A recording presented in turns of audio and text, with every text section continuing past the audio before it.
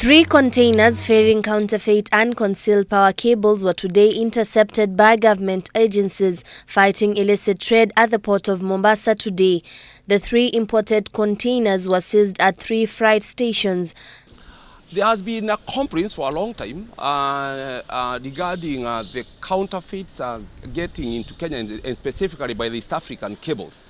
And actually we've been on high alert as government agencies to look out after these contrabands, and this time we nabbed them. East African cables cargo, which is a Kenyan company, manufactures very high quality cables, electric cables.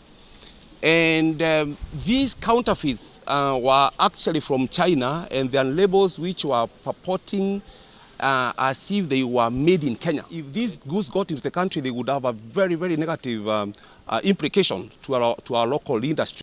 5 people have claimed ownership of the 2 containers, with officials planning legal action against them as investigations intensifies to arrest the remaining suspects. One of them, the owners, actually are on the run, but we are pursuing them relentlessly, and we will catch up with them at the appointed time.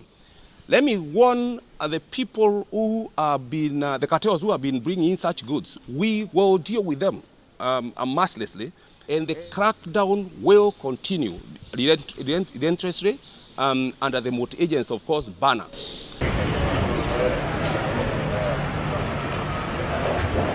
And in Nairobi, illicit goods comprising building materials and foodstuffs worth 42 million shillings were seized in Nairobi's industrial area. The illicit goods comprise roofing tiles, beverages, peanut butter and tomato paste.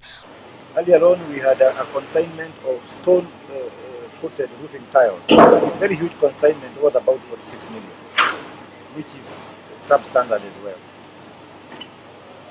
We have already seized it. It's going to be ferried to KBC facilities.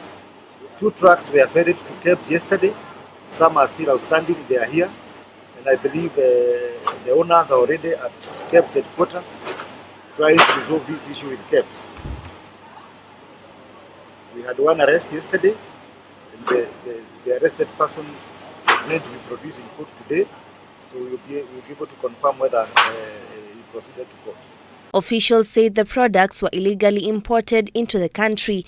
Juney Karisa for Business Insight from Mombasa County.